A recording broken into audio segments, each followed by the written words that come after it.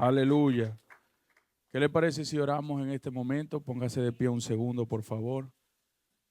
Doy gracias al Señor por la bendición de estar acá y compartir en esta hermosa iglesia, el Ministerio de Restauración Abba Padre. De verdad que es un honor poder estar nuevamente aquí y estar en familia.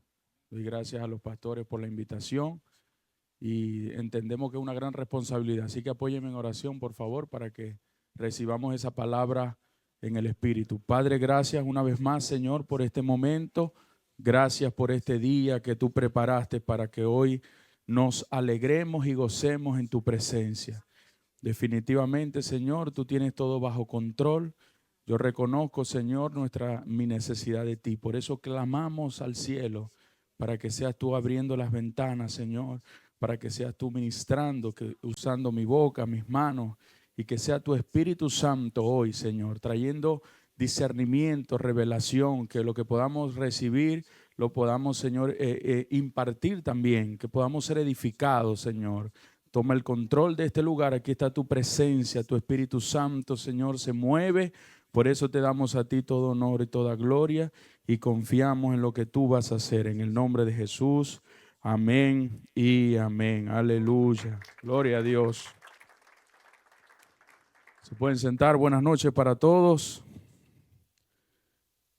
Estamos felices de ver que hoy jueves podamos estar acá. Tenemos poco tiempo que llegamos, mi esposa y yo, pero estamos felices de congregarnos acá y compartir con esta bella familia.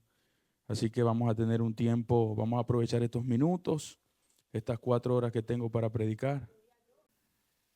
Vamos a aprovechar bien el tiempo. Damos gloria al Señor. El tema de hoy se titula Voy a confiar aunque no entienda lo que suceda. ¿Cuántos dicen amén? Definitivamente una de las cosas más difíciles que como cristianos nos toca vivir e inclusive aceptar es ver cómo la maldad y la injusticia crecen en el mundo, cómo se vulneran los derechos de los hombres inocentes, cómo se oprime al pobre, cómo se olvida a la viuda y al huérfano. Definitivamente, aunque conocemos que nuestro Dios es un Dios bueno, justo y misericordioso, también sabemos el poder que tiene la oración, pero por alguna razón, en algunos casos observamos cómo hay un aparente silencio por parte de Dios. No sé si usted se ha encontrado en una situación donde lo que está viviendo no es fácil y ora y parece que nada cambia. Y al parecer Dios como que no escucha. Pero realmente Dios está en control. Realmente, bajo la perspectiva bíblica, todo tiene una respuesta. No hay nada que se le escape a Él. Él está en conocimiento de todo. Sin embargo, cuando como seres humanos estamos atravesando por ese momento, por ese valle de sombra, o sentimos que aún lo que sabemos bíblicamente que ha sido profetizado, que en los últimos tiempos la maldad aumentará y todo eso, siempre estamos aferrados al cambio, siempre estamos confiados de que algo Dios va a hacer, porque es nuestro lenguaje, porque sabemos y conocemos lo que es la fe, que es la certeza de lo que se espera y la convicción de lo que no se ve, pero es fuerte y surge la pregunta, Señor, ¿dónde estás? ¿Qué está pasando? ¿Por qué si oramos a ti, tu palabra dice, clama al justo y tú oyes, ¿por qué no veo que las cosas mejoran? Y esta situación es lo que vivimos muchos cristianos alrededor del mundo. No importa cuánto sepamos de Biblia, en algún momento estamos aferrados a algo, pero aún así el tiempo pasa y notamos que las cosas no mejoran e inclusive parece que todo empeora. Y generalmente es cuando estamos atravesando por crisis, sea en lo social, en lo económico, en lo matrimonial, en lo personal. Todos pasamos por momentos duros. Jesús lo dijo, en el mundo tendréis aflicciones. Nunca dijo que todo acá en la tierra sería perfecto y es algo que debemos entender. Pero igual nos preguntamos, ¿por qué me está pasando esto? ¿Dónde está, Señor? Y mientras reflexionaba en esto, me fui a la palabra en el libro de Habacuc. Quiero que vaya al capítulo 2, versículo 4, porque creo definitivamente que el profeta Habacuc atravesaba una situación compleja que muchos de nosotros atravesamos. Y en el capítulo 2, versículo 4, es el texto base de este mensaje. Dice: el insolente no tiene el alma recta, pero el justo vivirá por su fe. Este es el capítulo 2, versículo 4. Pero cuando vamos al capítulo número 1, nos damos cuenta de algunas cosas interesantes. Habacuc se queja o hace preguntas. Dice, verso 1 en adelante del capítulo 1, esta es la profecía que el profeta Habacuc recibió en visión. ¿Hasta cuándo, Señor, he de pedirte ayuda sin que tú me escuches? ¿Hasta cuándo he de quejarme de la violencia sin que tú nos salves? ¿Por qué me haces presenciar calamidades? ¿Por qué debo contemplar el sufrimiento? Veo ante mis ojos, estamos hablando de un hombre que vivía bajo la presencia de Dios, uno de los profetas menores del Antiguo Pacto o del Antiguo Testamento, Habacuc, que solamente tiene 3 libros. De hecho, el nombre Habacuc significa el que abraza, porque Habacuc tiene que ver mucho con consuelo. Dice, veo ante mis ojos destrucción y violencia, surgen riñas y abundan las contiendas. Me parece similar a lo que vemos hoy en nuestros países, en nuestras sociedades. Por lo tanto, sé entonces la ley y no se da curso a la justicia. El impío acosa al justo y las sentencias que se dictan son injustas. Esa fue la primera queja del profeta Habacuc. Luego dice en el verso 5, la respuesta del Señor. Miren a las naciones, contémplenlas y quédense asombrados. Estoy por hacer en estos días cosas tan sorprendentes que no las creerán aunque alguien se las explique. Lo primero que Dios le dice al profeta, lo primero que le dice, estoy a punto de hacer algo que si te la digo en este preciso momento, no la vas a entender. Y luego en el 6 empiezan los detalles. Estoy incitando a los caldeos, ese pueblo despiadado e impetuoso que recorre toda la tierra para apoderarse de territorios ajenos. Son un pueblo temible y espantoso que impone su propia justicia y grandeza. Aquí más o menos el Señor le empieza a decir al profeta, voy a levantar un pueblo despiadado, un pueblo cuya fuerza es su Dios. Ese pueblo se va a levantar en contra de mi pueblo para hacer juicio. Y yo creo que esa respuesta deja al profeta peor.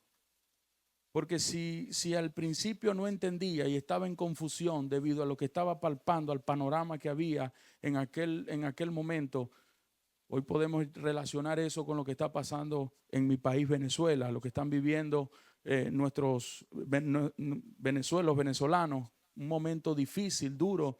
Hay mucho pueblo de Dios orando, pero aún a pesar de nuestras oraciones, a pesar de nuestra fe, no se escapa la realidad. Y es que vemos cómo aparentemente el impío toma fuerza, la corrupción, la maldad. Entonces, uno a veces no entiende el porqué de los acontecimientos, y así estaba el profeta. El profeta decía, no logro entender, no sé, y quiero aclarar que el profeta no dudaba de Dios. El profeta sabía muy bien quién era su Dios. Lo que él no entendía era el silencio de Dios.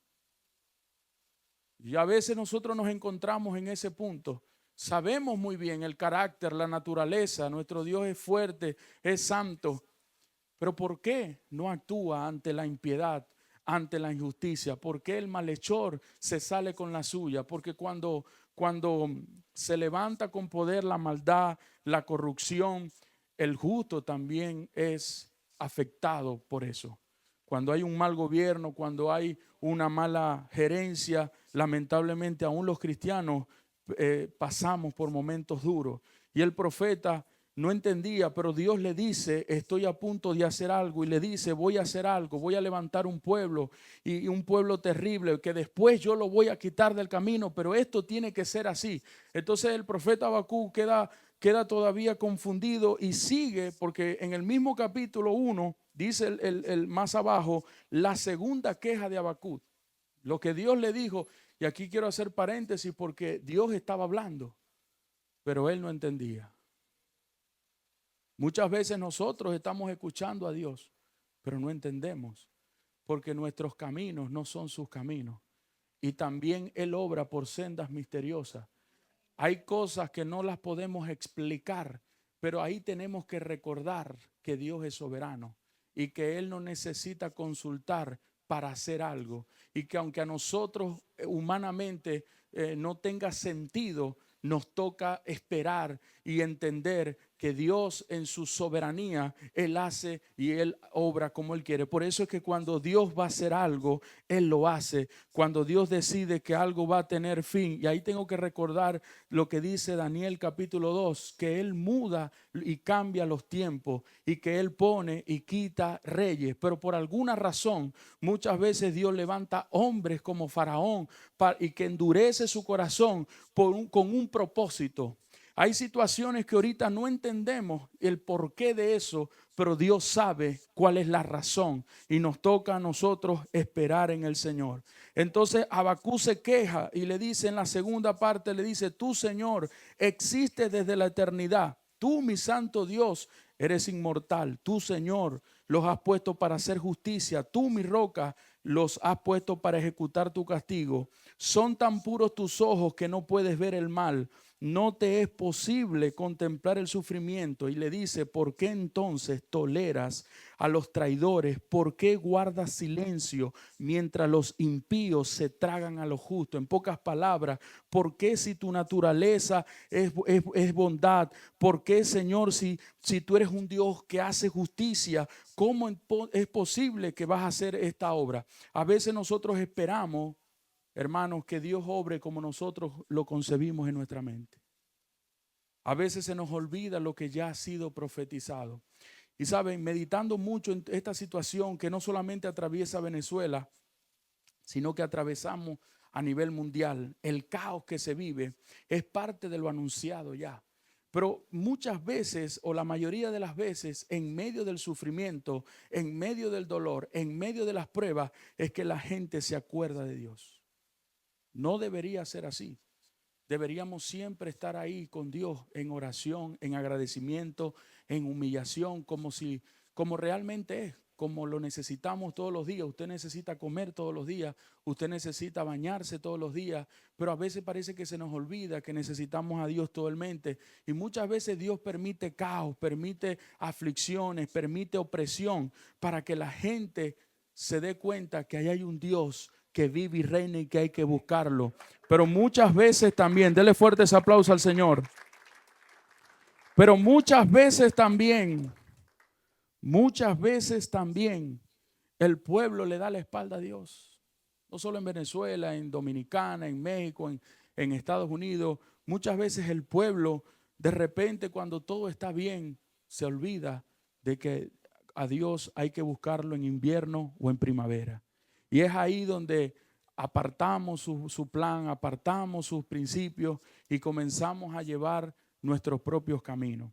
Y tiene que llegar, tocar la puerta a la enfermedad, o tiene que llegar alguna situación para humillarnos. Y es lo que está pasando hoy mismo. La gente necesita a Dios y por eso todo el mundo está, los artistas, usted ve que salen en las redes sociales cantando ahora canciones.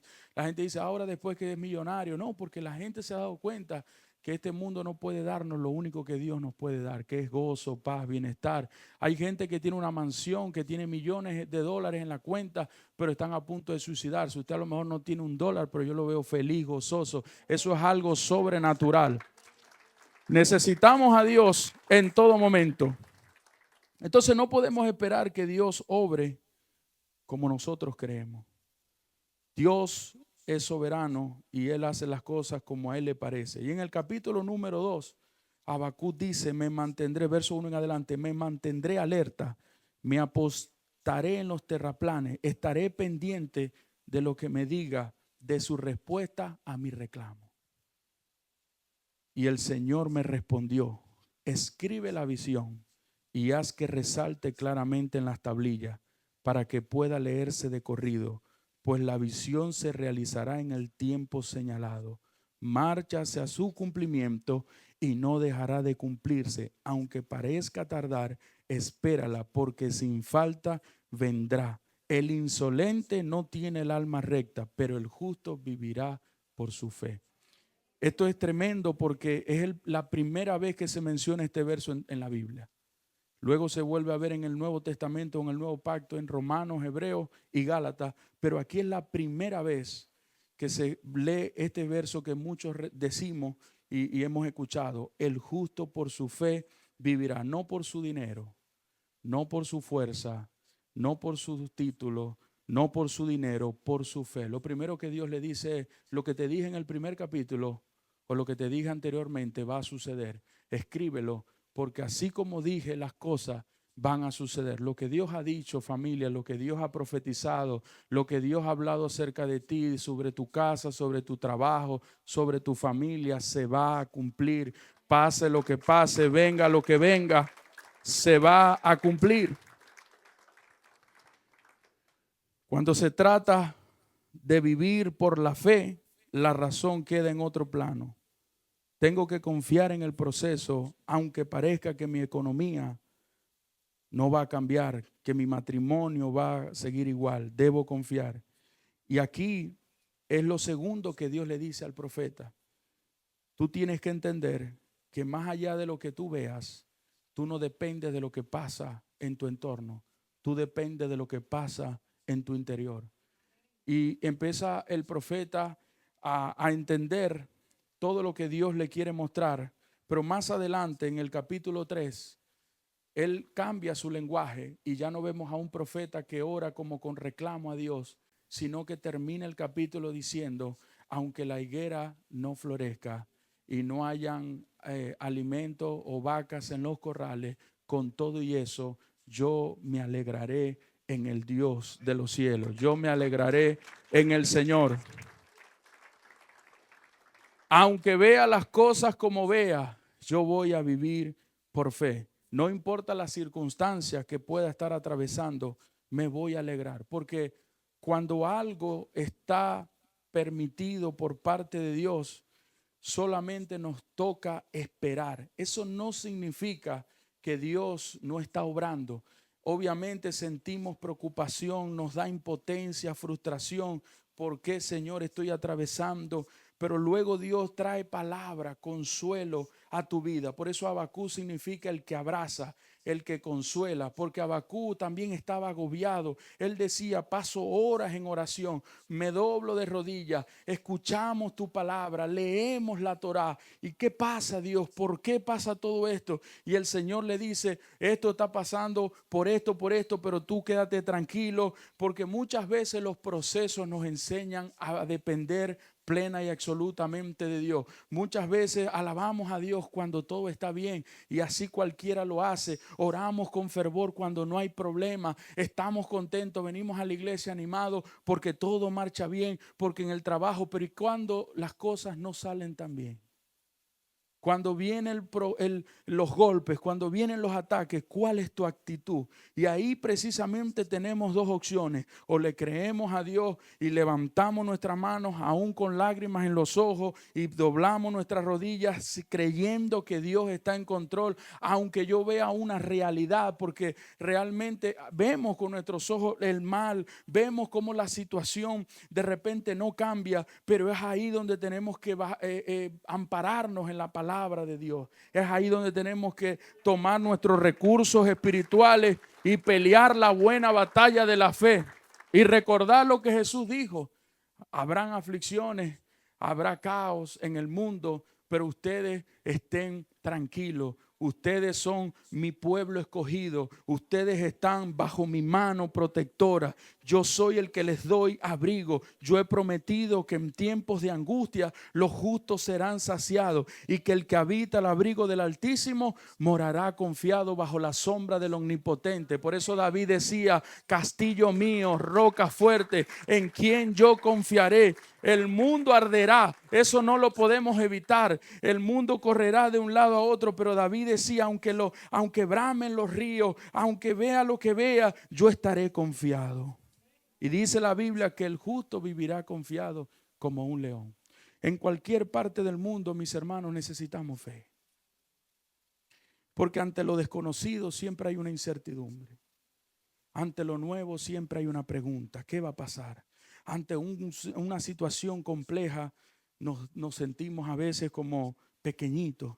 Pero ahí es donde el león de la tribu de Judá ruge por sus hijos y dice: los leoncillos buscan y necesitan porque tienen hambre, pero los que buscan al Señor no tendrán falta de ningún bien. Es un tiempo, iglesia, de caminar en lo sobrenatural. Es un tiempo de aferrarnos más que nunca a Dios, porque las cosas no están bien. Y ¿sabe qué? No van a estar del todo bien. Hay cosas que van a mejorar. Por eso es que nosotros tenemos que aprender las lecciones que Dios nos da a través del libro del profeta Habacuc. La primera lección que nos da es el valor de la fe. Aunque no comprendamos todo lo que suceda, Dios es justo y está en control. El Señor me recordaba a mí, en medio de toda esta situación que está pasando en Venezuela, me recordaba el Salmo 94 que dice: el que hizo el oído no oirá, el que hizo los ojos no verá. Y me ministraba que Él está en control y que Él va a hacer justicia, pero tenemos que seguir confiando. No hay otro camino, no hay otra fórmula, no se puede poner, obviamente como ciudadano, como persona natural, yo quiero ver cambios, pero hay momentos que cuando vemos que yo quedo atado de manos y pies, solamente me toca esperar en el tiempo que Dios señala proféticamente para hacer algo. Y yo creo que las palabras proféticas que hay, no solo sobre mi nación, sino sobre tu país, sobre tu casa, sobre tu familia, se va a cumplir. Pero se va a cumplir en el tiempo profético, en el tiempo señalado por Dios. Porque la fe se trata de certeza, la fe se trata de convicción. La fe no desmaya, la fe no se rinde, la fe se alegra, la fe disfruta el proceso. Cuando usted vive por fe, usted no se afana, usted no se preocupa, usted se ocupa. Cuando usted vive por fe, usted no tiene miedo a los desafíos de la vida. Mientras otros lloran, usted ríe, usted llora pero luego se levanta, usted cae pero se levanta, porque usted dice: yo sé en quién he confiado. Yo sé en dónde he depositado mi confianza. Por eso yo no puedo poner mi confianza en un partido político, en un hombre. Nosotros sabemos que Dios usa hombres y mujeres, pero Él sabe cómo va a hacer las cosas. Mientras tanto, aunque yo no entienda, yo voy a orar, yo voy a alabar, yo voy a creer, yo me voy a parar en la roca firme. Porque si no, Daniel, cuando le dijeron: vas a entrar en el pozo de los leones, Daniel desde el momento hubiese empezado a llorar, pero en ninguna parte de la Biblia usted lee que Daniel lloró. Ni los tres amigos de Daniel. Es más, los tres amigos de Daniel dijeron: sepa usted, rey, que el Dios del cielo nos puede a nosotros salvar del horno de fuego, pero sepa y tenga claro que si no nos libra, igual no nos vamos a postrar ante una imagen. Por eso es que la gente de fe no le tiene miedo a las amenazas de ningún hombre. La Biblia dice que el que está conmigo es mayor que el que está allá afuera. No importa la amenaza del sistema, no importa la circunstancia que yo vea, no importa si el jefe me dice que si no hago las cosas bien me va a despedir. Lo que pasa, para bien o para mal, es permitido por Dios. Y si Dios permite caos, es porque de la ruina algo extraordinario Él va a hacer. Yo no sé cuántos dicen amén en esta hora. Así que por eso yo tengo que aprender a vivir por fe. Yo tengo que confiar en Él y saber que si yo camino de la mano con Él, todo estará bien y todo obrará para bien. Porque para los que aman a Dios, no dice que algunas cosas, dice que todas las cosas obran para bien a los que conforme a su llamado han sido escogidos. Lo segundo que aprendemos de la vida de Habacuc es el valor de la integridad. Lo primero es el valor de la fe. Segundo, valor de la integridad. En medio del caos hay que caminar en obediencia siempre. Estamos demandados, desafiados por Dios y tenemos el deber de estar firmes en todo momento. Lo tercero que aprendemos es el valor de la oración. Diga: el valor de la oración. Ante la confusión y la duda hay que orar. Habacuc luchó con dudas y confusión, pero aún así presentó a Dios sus peticiones. ¿Está alguno afligido en Dios? Haga oración. Porque la oración eficaz del justo puede mucho.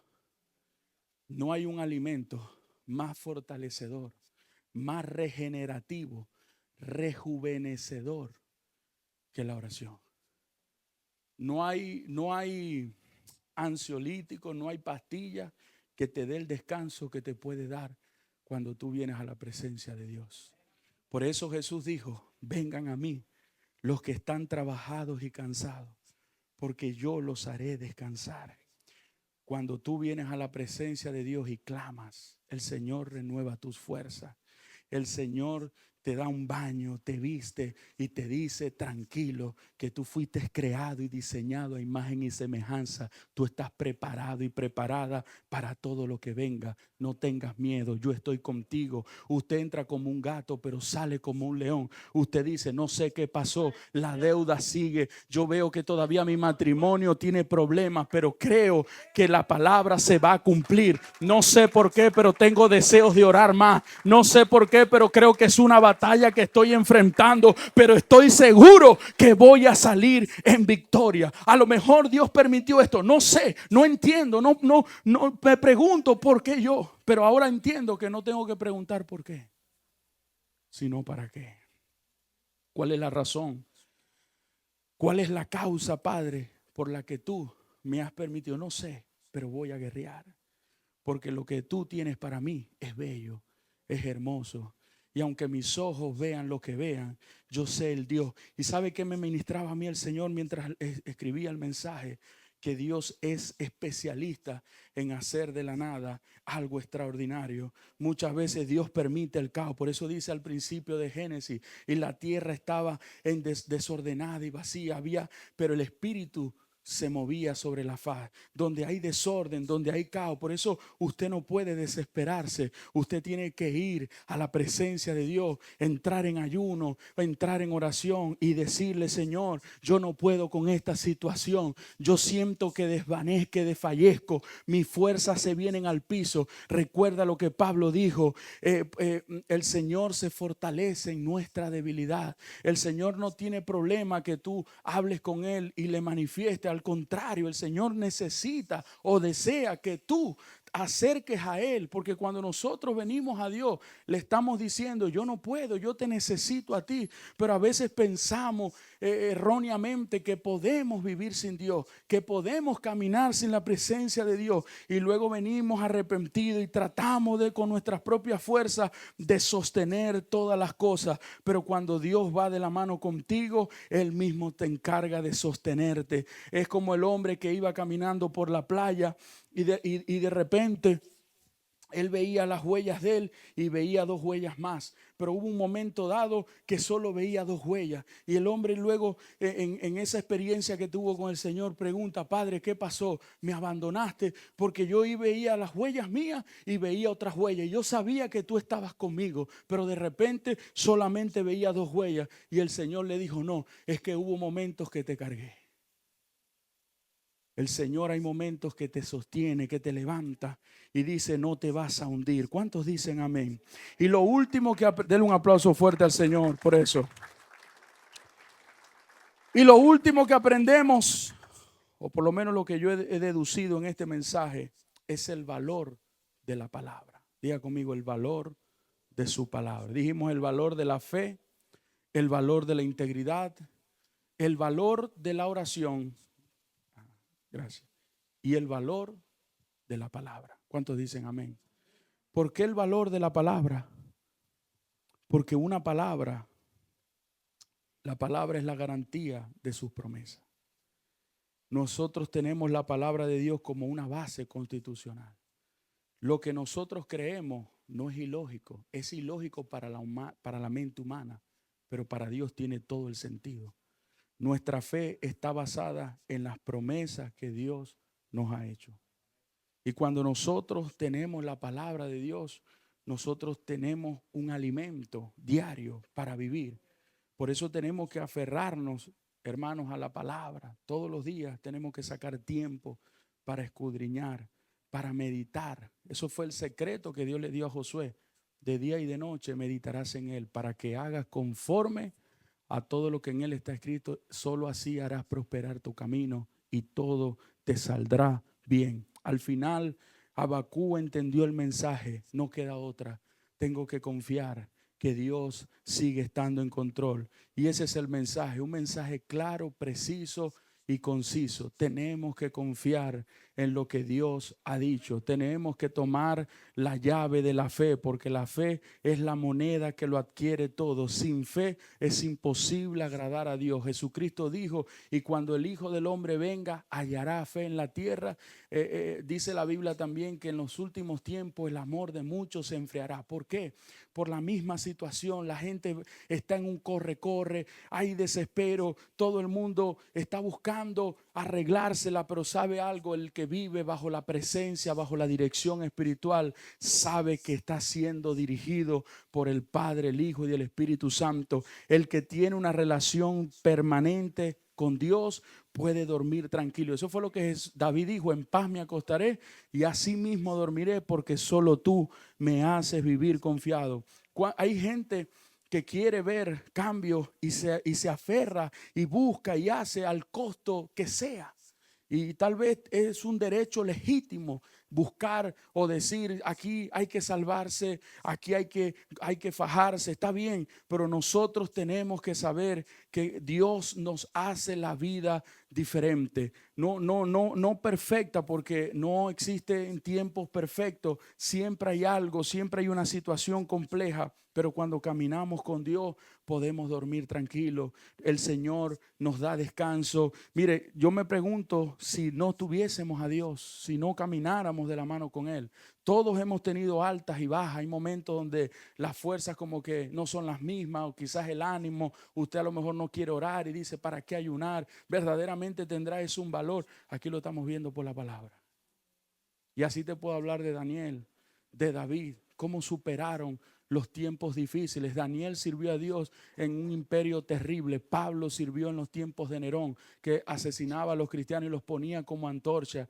Amenazaban, los perseguían, los apedreaban. Los discípulos, eran tiempos peores que lo que estamos viendo. Todavía en algunas partes del mundo no se puede predicar como nosotros lo estamos haciendo aquí. No hay libertad de culto, no hay libertad de expresión. En Venezuela, a pesar de todo, las iglesias se pueden reunir y usted puede hacer una actividad en la calle, pero no se sabe si más adelante eso también se prohíba. Pero ¿sabe qué? Todo eso está escrito. Entonces, si nosotros tenemos esta oportunidad, tenemos que celebrarla, tenemos que alegrarnos, porque Dios es bueno y con un propósito y por una razón Él nos tiene aquí. Porque Dios no hace nada si no hay un plan detrás, y no permite nada si no hay una razón por la cual eso tenga que pasar. Así que yo aprendí a vivir por fe. En los momentos donde se acababa el dinero, se acababa el efectivo, se acababa la gasolina, nunca me detuve, porque yo sabía que yo estaba ahí por una razón. Y la gente decía: ¿y por qué tú no te mueves? ¿Y por qué tú no te vas? Yo me muevo cuando Dios me indique. Yo sé a quién le sirvo, yo sé en quién he creído. Pero ¿sabe qué me enseñó el proceso? Me enseñó a alabar a Dios, me enseñó a saber que mi fe no puede estar basada en el hombre, que yo no puedo poner mi mirada en un hombre, que mi mirada siempre tiene que estar puesta en el de arriba, en el que me dio la vida, en el que determinó algo, en el que me dio un llamado, una asignación mucho antes de que yo naciera, el que te preparó, el que te predestinó. Por eso es que usted y yo tenemos 1000 razones para confiar en Dios, porque sabe, el hombre decepciona. Alguien siempre te va a salir como tú no esperabas, tú te vas a resentir, pero Dios no falla, Dios no defrauda, Dios no decepciona. Al contrario, cuando las cosas no salen bien, Él más bien está ahí presente para decirte: recuerda siempre que yo soy tu amigo fiel, que yo soy tu consolador, que yo estaba ahí aún cuando te estaban dando lo que te estaban dando, que muchas veces hasta te hablé, pero tú no me escuchaste, o quizás no entendías lo que estaba pasando, pero yo no he dejado de obrar. Hoy Dios dice: yo no he dejado de obrar. ¿Alguien lo cree en esta noche? ¿Alguien cree esta palabra?